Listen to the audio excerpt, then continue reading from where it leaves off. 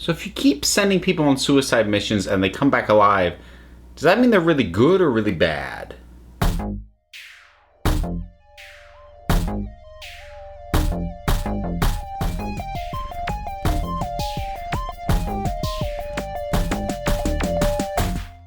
Alright, I've been meaning to try and catch up on the last couple of DC animated films that have come out, and I have now arrived at Suicide Squad: Hell to Pay.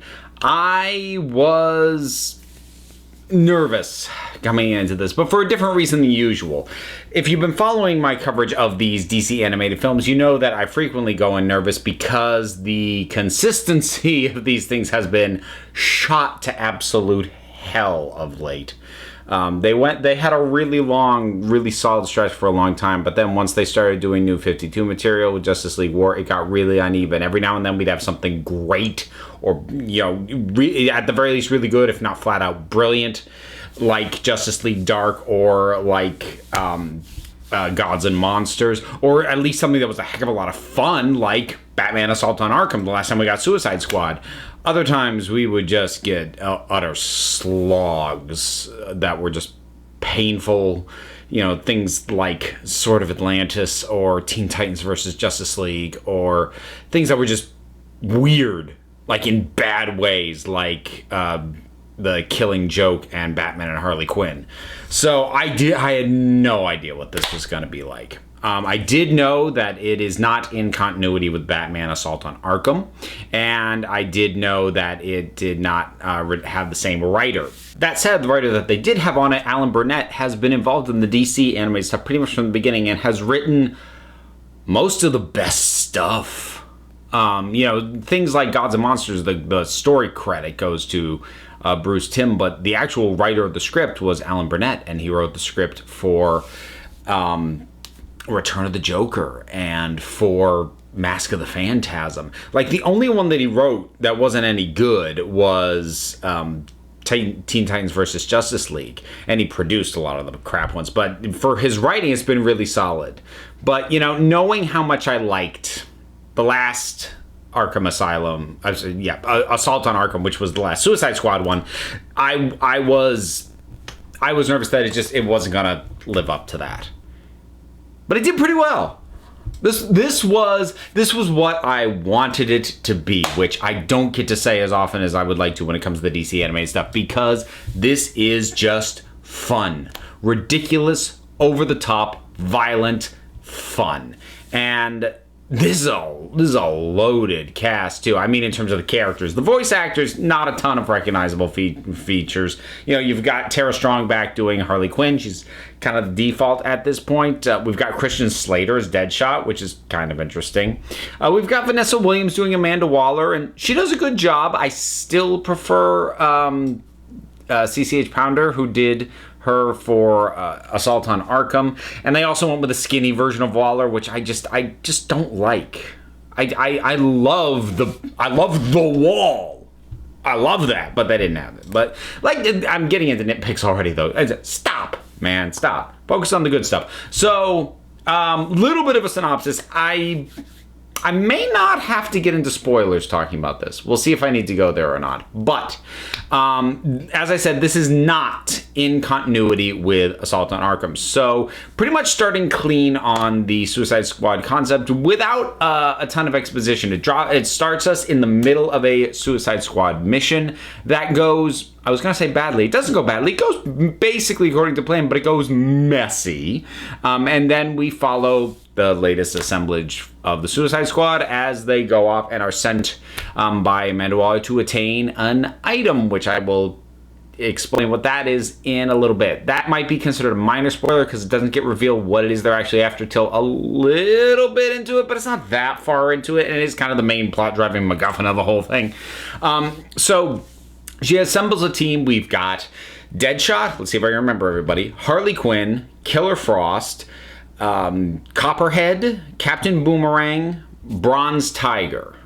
I think that was everyone who was officially on the team. Whole bunch of other characters show up, though. So basically we have the primary highlights from the last time we had Suicide Squad in animated form, that being Deadshot, Harley, Killer Frost, Captain Boomerang, and then basically some swap outs. We've got Copperhead for our inhuman looking muscle, basically replacing King Shark, and we've got Bronze Tiger as our martial artist with a not entirely lawful moral code, standing in for Black Tarantula from last time. So they have assembled an incredibly similar team to what they had last time. That said, what they've got them doing, way wilder in terms of what's going on overall, because Assault on Arkham was what it sounded like. They were trying to break into this place, and yes, there were a lot of people with crazy powers in Arkham, but they were just kind of there on the sidelines. The squad didn't actually have to go up against all that many people who had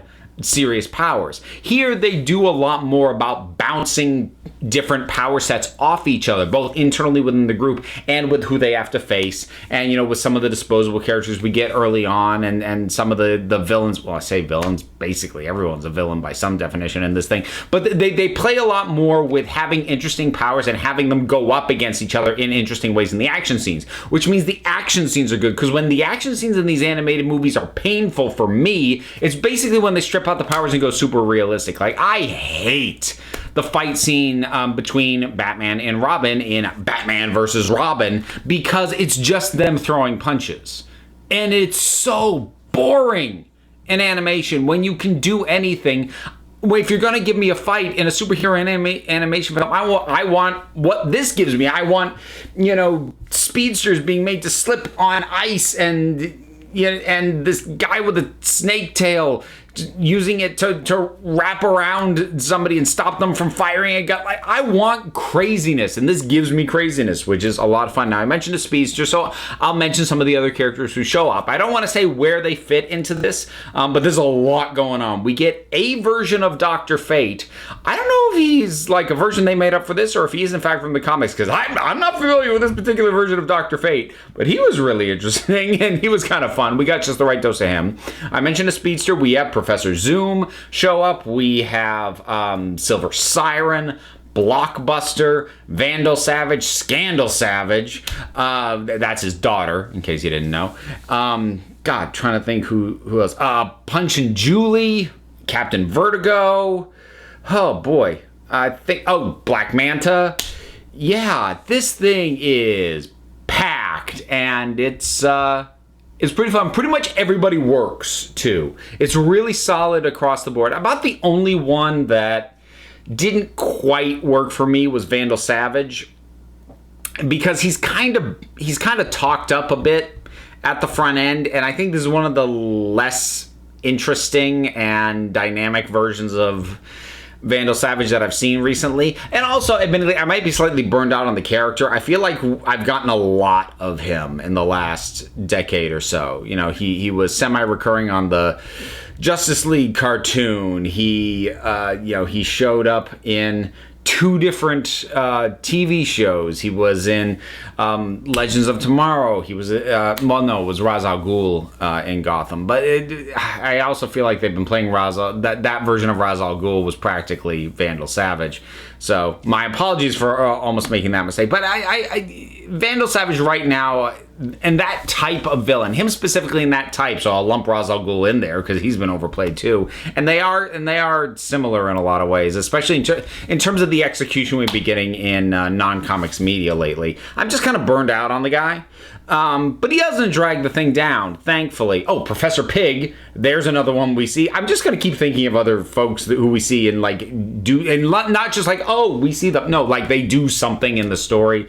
And Two-Face shows up in a cool little scene. Yeah, so much stuff going on here. I like it. And the main MacGuffin, so now I'm going to get to what I would consider to be semi-spoiler, because like I said, it's a little bit into the film. So the main thing that they are after is, and they find out about this thing from the version of Dr. Fate that's in this, is there was a card with mystical supernatural powers, and it says on it, "Get out of hell free." And supposedly, it will do exactly that. If you die while holding this card, You will bypass judgment. You won't go to hell. You will go straight to heaven, no matter who you were, no matter what you did. But it's one-time use. Once it sends somebody up, card's useless. Has no power after that. Cannot be used more than once. So you can imagine there's a lot of people who want their hands on this. And it's also the perfect kind of mission for the Suicide Squad because it's the kind of thing to send them after that's going to encourage distrust and backstabbing, because the Suicide Squad, they're in it for a reduced sentence, time to get out of prison faster. But when you offer them something like that, if they believe that it's real, that's the kind of thing you would go against someone who might potentially have the power to blow your head up for, because, you get your hands on that. Well, what's she going to do? Blow my head up? Because then the thing's spent and I go to heaven. Ha ha. So it's a good MacGuffin for the Suicide Squad, because this is a team that doesn't always function it's a dysfunctional team frequently anyways, and to throw in that kind of thing that makes it very believable that really anybody would be going, ooh, I could just take that over it. And so that really works. Sometimes I see these sorts of things, and the way that they strain the team sometimes comes across as contrived. It feels properly set up into the narrative and the primary MacGuffin of this one. So that's nicely done. I think Harley was probably my favorite character because, and I say that actually, we get lighter doses of her here than I think we did in Assault on Arkham. And then we tend to in general. Generally, when Harley shows up, she shows up a lot. But she's used in light doses, mainly as comic relief here. I think that's probably in large part because there is more focus on the people with actual superpowers. So she is just more, she's there for the jokes. And she's good for the jokes. Like, you've got characters like, okay, we're going to go around back. You sneak through. And when I give the signal, then she just charges in with a bat. Ah! And it's like, that's perfect. That's Harley. I love it. So yeah, this is just fun. I don't know if I like this or Assault on Arkham better. I probably have to back them. They're both right up there, and they both hit the right kind of fun. They are the same kind of raucous, crazy, wild, over-the-top fun. I think, I am of the mind that I do think the sexualization of certain characters and certain scenes is unnecessary. Because, let's be blunt about it. They're not going to show actual nudity. Because even when they allow these things to go R, it's only for the violence. And they're not going to do true and proper nudity. So to have, hookers draped over Tobias Whale, there's another character who shows up. And, to have a character who appears effectively naked, but you don't see it, it in an odd way, it feels more gratuitous when it's not allowed to just be completely gratuitous, if that makes any sense. It's like you can't even go the distance with it, so it seems even more pointless than it would otherwise. And it is kind of pointless otherwise. It's pointless titillation otherwise, but it's titillation that doesn't even go the distance. So I don't understand why they include this stuff in things like this. The Assault on Arkham had it too.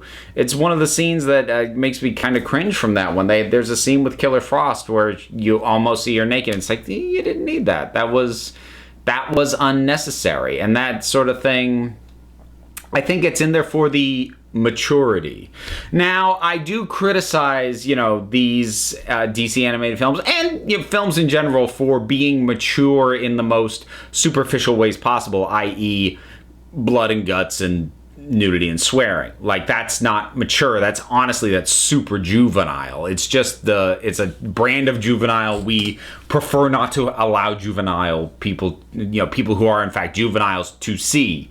But it's still juvenile stuff. But I let it go a little bit more in something like Suicide Squad Hell to Pay, because that's kind of the vibe of the whole thing. It's the entire thing is functioning on that wavelength, as opposed to, trying to be something else, but also at the same time going, look how mature we are. Mature, big air quotes. So while that annoyed me a little bit, it's not too bad. But that's really kind of that and Vandal Savage and kind of being over him as a character, really kind of the only complaints that I have other than personal preference on things like this is not my preferred version of Waller, but it's still good. And Vanessa Williams does good work. Oh, there's one other thing. This was actually quite cool. So I mentioned that it's not in continuity with Assault on Arkham, which was the last time we saw Suicide Squad in these films. It is, however, a direct sequel to an existing DC animated film, and one of the good ones, I might add. And I'm not gonna spoil it. I'm not gonna say what it is, but that was cool. That was actually really cool to realize what this is in fact a stealthy direct sequel to. And the way that they integrated it into the previous film that it's connected to was actually really good and really solid. That is the kind of continuity work that I would like to see more of, where there's not a big push ahead of time in terms of, look how we are interconnecting our universe. Like, no, here's this thing. Like, the story, let's be clear, the story works in and of itself, even if you haven't seen the other film that this is connected to.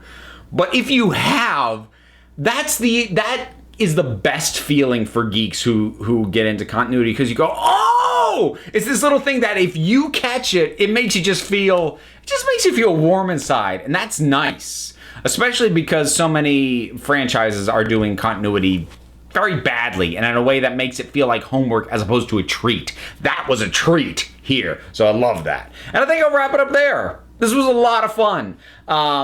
So I'm not gonna hold my breath that it's the start of a new streak for the DC animated, because I mean they can't keep at a level these days. But it's always nice to get a new good entry from DC Animation, and the animation quality overall seemed better as well. It didn't seem as notably inconsistent as it can be at times, so that was good too. I enjoy it. I would recommend it.